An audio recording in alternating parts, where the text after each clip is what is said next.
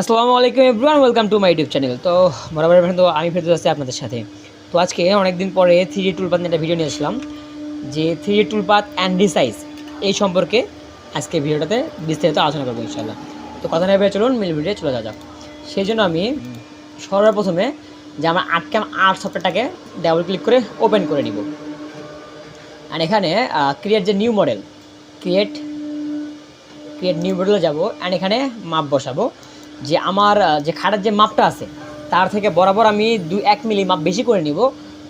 কী কারণে বেশি করে নেব সেটা আমি পরে বলতেছি, কিন্তু তার আগে এটা বলে রাখি যে আপনাদের খাটের যে মাপটা থাকবে তার থেকে এক্স অ্যান্ড ওয়াই দুইটার মধ্যেই অবশ্যই 1 থেকে 2 মিলি এরকম করে বেশি করে রাখবেন। যেমন ইঞ্চিতে আমার এখানে 71 ইঞ্চি বাই 22 ইঞ্চি, মিলিতে আসলে এটা তো হচ্ছে 1803 অ্যান্ড 558। অ্যান্ড আমি এখানে পেজটাকে 560 মানে 2 মিলি বেশি, এখানে 1805 2 মিলি বেশি করে আমরা যে কর্নারে যে অরিজিন দেবো, অরিজিন সেট যেখানে করব সেখানে অরিজিনটা দিয়ে আমি বরাবর উল্টো পাশে মানে এই সাইড থেকে কাটি, তো এখানে অরিজিনটা দিয়ে দিলাম। তো এখানে অরিজিনটা দিয়ে অ্যান্ড সবসময় রেজুলেশনটা সবসময় হাই করে রাখবো, করার পরে ওকেতে প্রেস করে দিব। তো তারপর আমার যে এখান থেকে যে পেজটা ওপেন হয়ে যাবে অ্যান্ড এখান থেকে বড় করে নিলাম।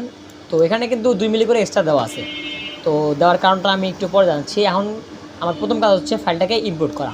তো এখানে যাবো সর্বপ্রথম রিলিফ থেকে import and 3D import 3D model. এটা হচ্ছে আমরা যে এসটিএল ফাইলগুলো ইউজ করি, যেটা ইন্টারন্যাশনাল ফাইল এসটিএল ফাইল, সেই ফাইল আমরা যদি এখানে ইম্পোর্ট করতে যাই তাহলে অবশ্যই ইম্পোর্ট 3D মডেল এখান থেকে ওটা ইম্পোর্ট করবো। আর আমাদের যদি আর্টক্যাম আর্টের রিলিফ ফাইল থাকে তাহলে অবশ্যই জাস্ট ফাইল ইম্পোর্ট করলেই আমরা এখান থেকে রিলিফটা ইম্পোর্ট করে নিতে পারবো। রিলিফ থেকে ইম্পোর্ট করার পরে এখানে তো আমার অল ফাইল ফরম্যাট দেওয়া থাকবে, অল ফাইলস দিয়ে রাখবো যে অল ফাইলস। অ্যান্ড এখান থেকে যে আমার ফাইলটা যেখানে থাকবে সেখান থেকে আমি ফাইলটা এখানে প্রবেশ করে নেবো। 3D ফাইল বেড মাই ফাইলস, এই যে হেড 1, আমার যে আমি এই খাটটা এটাকে 3D টুলপাথ করে দেবো। এখন ওপেনে ক্লিক করে দিলাম। আর ওপেনে ক্লিক করে দিলে এখানে আমার ফাইলটা চলে আসবে। এখানে আমরা এক্সেল মাপটা বসাবো, যেহেতু আমরা 560 নিয়েছি আর আমাদের মাপ লাগে 22 ইঞ্চি, তো 22 ইঞ্চি মাপটা আমি বসাই দেবো।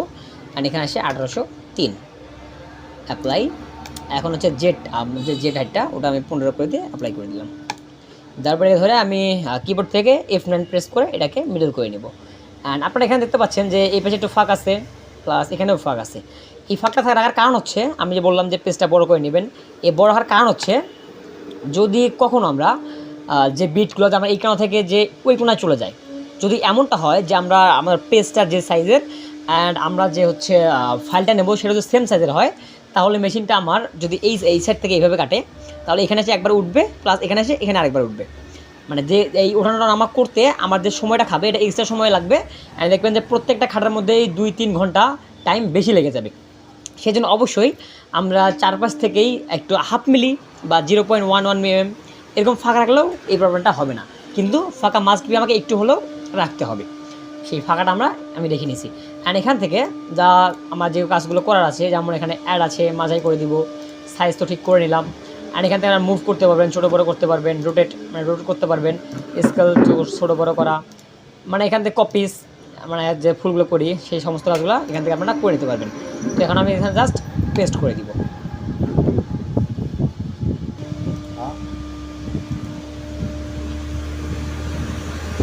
তো পেস্ট করে দিলেই আমার এখানে ফাইলটা ইনপুট নিয়ে নিবে। তো এখন আমি 3D মডেলে দেখি, আমি এখানে আমার কার্ডটা চেঞ্জ করে রাখছি, এখানে কার্ডটা অন্যভাবে চেঞ্জ করা যায়।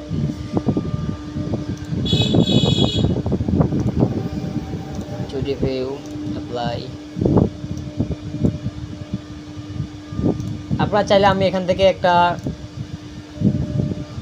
কালারের ভিডিও আপনাদের দিয়ে দিতে পারি, যে আপনারা কিভাবে কোন কালারটা কিভাবে করবেন। এই কালারটাই থাকলো, চলে গেল। আর এখন আমাদের রিচার্জটা হয়ে গেছে। তো এখন জাস্ট আমার হচ্ছে টুলবার দেওয়ার পালা। তো তাই আমি সর্বপ্রথমে যে আমার যে আউটডোর যে ভেক্টরটা আছে ওটাকে সিলেক্ট করে নিব। অ্যান্ড তারপর অবশ্যই চলে যাবো যে টুলপাতে। এখানে আমরা যা করবো যে আমরা দেবো যে 3D টুলপাত, অ্যান্ড সেজন্য আমরা চলে যাবো মেশিন রিলিফের মধ্যে। 3D টুলপাত, সেখানে মেশিন রিলিফ, এখানে চলে যাবো। অ্যান্ড তারপরে সর্বপ্রথম যে কাজটা করতে হবে, যে আমার যে আউটের যে ভেক্টরটা আছে ওটাকে সিলেক্ট করতে হবে, অ্যান্ড চলে যেতে হবে যেখানে যে সিলেক্ট ভেক্টর আছে এটাতে ক্লিক করে দিতে হবে। তারপর এখানে রাস্টার রাখবো প্লাস অ্যাঙ্গেলটা হচ্ছে আমি দেখাই, এটাকে সব সিলেক্ট করে নিই। এখানে টুলস যেটা আছে, টুলস আমরা দেবো হচ্ছে 4mm কাটিং টুলস 0.7 সব প্রথম ঠিক করা আছে, অ্যান্ড সিলেক্ট। আবার এখানে ম্যাটেরিয়াল সিলেকশন, এখানে আমরা সেট আপ দেবো, প্লাস এখানে আমাদের যে কাটার যে ম্যাটেরিয়ালটা আছে 40mm এটা করে দেবো, অ্যান্ড এই যে লাইনটা আছে আমরা এটাকে একদম টপে রেখে দিয়ে ওকেতে প্রেস করে দিব। এখন তারপর আমি 3D ভিউ চলে যাব। যাওয়ার পর আমি এখানে দেখাই যে আমরা যদি এখানে অ্যাঙ্গেল আপনার 30 ডিগ্রি অ্যাঙ্গেল করে দেই, তাহলে আমার এখানে সেট আপ দিলে আমরা এই যে এখানে 30 ডিগ্রি অ্যাঙ্গেল করে এটা কাটবে। আমার জাস্ট রাস্টার অ্যাঙ্গেলের কাজ হচ্ছে আমার মেশিনটা এই সোজা কাটবে নাকি লম্বাই কাটবে নাকি এই পেশে কাটবে নাকি অ্যাঙ্গেল করে কাটবে, কীভাবে কাটবে সেই অ্যাঙ্গেলের কাজ হচ্ছে এটা। আমি যদি 0 রাখি তাহলে এই পেশে কাটবে, যদি 90 করে দিই তাহলে এই লম্বি কাটবে। তো আপনাদের যেভাবে ভালো হয় কাঠের আঁশ অনুযায়ী যেভাবে পারেন সেভাবে টুলবারটা করে দিবেন। তো আমরা এখানে টুলবারটা নিয়ে নিছি। এখন জাস্ট আমি এখান থেকে সিমুলেশন দেখতে পারি, সিমুলেশন ফার্স্ট, সিমুলেট টুলবার। যেমন এই যে এই কোণাকুনি 30 ডিগ্রি অ্যাঙ্গেলে এটা আমার কাটবে, এই যে 30 ডিগ্রি অ্যাঙ্গেলে কাটার পরে আমার যে ফিনিশিংটা এরকম আসবে। তো অ্যান্ড আমি সেটা 30 ডিগ্রি কাটবো না, সেই জন্য আমি এখানে ডিজিটাল টুলবার করে দিব। দেওয়ার পরে আবার 2D ভিউ চলে যাবো, তারপর সিলেক্ট ধরবো অ্যান্ড এখানে 3D টুলবার চলে যাবো। যাওয়ার পরে সিলেক্ট ভেক্টর এটাতে করবো, অ্যান্ড রাস্টার অ্যাঙ্গেলে 0 রাখবো। তারপর সব আমার সেটআপ দেওয়া আছে, এখান থেকে টুলসটা সিলেক্ট করবো যে 4mm বলনোস সিলেক্ট করার পরে এখানে 3D টুলবার লিখবো।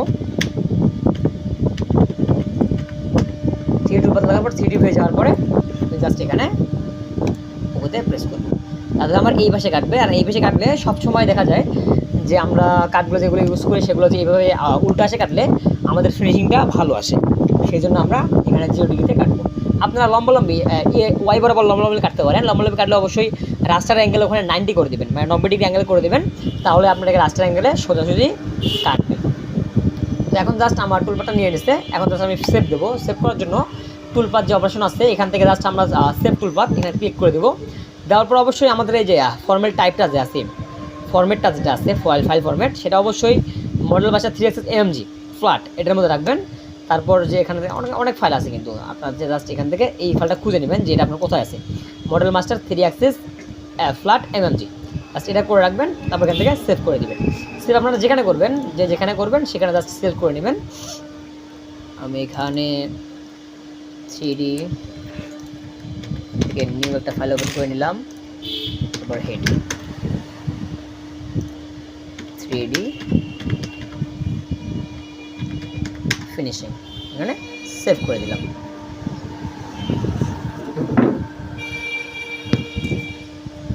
তো এভাবে করে আমার ফাইলটা সেভ হয়ে গেল।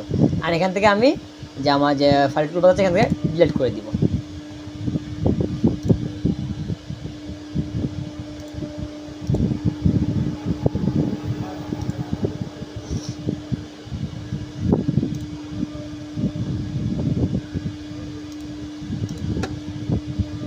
তো এখন আমরা অনেকে করি যে আমরা ফার্স্ট টাইমে যে রাফিং করি, যে আমাদের যখন ডিপটা আমাদের বেশি দেই তখন যেমন এই যে এইখানে ডিপটা আমার একদম 15 মিলি, তো 15 মিলি আমার বিট যদি একবারে ডিপ করে কাটে তাহলে অবশ্যই আমার বিট ভাঙার চান্সটা বেশি। তাই আমরা যে ফার্স্ট টাইমে যে রাফিংটা করি সেই রাফিংটা আপনারা কীভাবে করবেন সেটাও এই ভিডিওতে দেখে দেবো। রাফিং করার জন্য আমরা সর্বপ্রথম আবার চলে যাব 3D টুলপাতে, এখান থেকে সিলেক্ট ভেক্টর করব, প্লাস এখানে যে অ্যাঙ্গেল আছে সব ঠিক রাখবো, কিন্তু যে অলারেন্স যেটা আছে অলারেন্সটা আমরা রাফিংয়ের ডিপ থেকে কত উচ্চতায় কাটবো সেটা দিয়ে দেবো। তো সচরাচর 2 উচ্চতায় কাটলেই আমাদের হয়ে যায়। আর এখান থেকে আমাদের বিট সিলেকশনটা সেটা হচ্ছে কেউ 4 মিলিতে করুক, তারপর 8 মিলি, যে বিট দিয়ে করে সেই বিট দিয়ে করে নেবেন। এখানে একটা বিট তৈরি করে নেবেন। আমি 10 মিলি সিলেক্ট করে দিলাম, যেখানে স্টেপ ওভার থাকবে 4 বা 50 করে দেই, 5 হয়ে যাবে, তাড়াতাড়ি হবে আমার। এখান থেকে সিলেক্ট করে দেবো। মানে এখান থেকে আপনারা যে যদি আমাদের বিট না থাকে তাহলে অ্যাড টুলসে গিয়ে এখান থেকে যে সলিড ভিবিট সব বিট এখানে আছে, এখান থেকে সব কিছু সিলেক্ট করে দিয়ে একটা বিট তৈরি করে নেবেন। আমার এখানে তৈরি করাই আছে, সেই জন্য আমি জাস্ট সিলেক্ট করে দিলাম। অ্যান্ড প্লাস এখানে সমস্ত কাজ শেষ, জাস্ট রাফিং করে দিয়ে 3D ভিউ চলে যাব, দিয়ে ওকে করে দেবো, জাস্ট রাফিংটা নিয়ে নেবে। রাফিংটা করে নিলে আপনাদের অতটা সুবিধা হবে। যেমন যেগুলোতে বেশি ডিপ হবে কাটার ভাঙার চান্সটা কমে যাবে। আর দেখবেন যে এদিকে রাফিং করতে হয়তো আধা ঘন্টার মতো সময় লাগবে, আধা ঘন্টার কারণে আপনার পুরো বিটটা বেড়ে যাচ্ছে বা একটা রিস্ক থাকতেছে না, সেজন্য রাফিংটা করা জরুরি। এখানে সেমভাবে যেখানে সেভ টুলবার, তো এখানে সেভ প্লাস এখানে 3D ফিনিশিং, এটা হচ্ছে 3D রাফিং